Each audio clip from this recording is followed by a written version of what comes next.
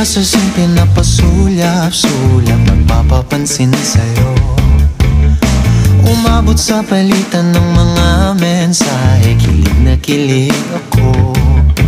Kumusta, kain na, hello, magandang umaga.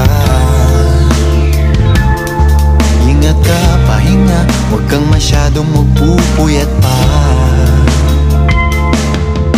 Naramdaman ng puso na dahan-dahan akong nahuhulog sa'yo. Sa kada araw natin na pag-uusap, meron nang namumuo.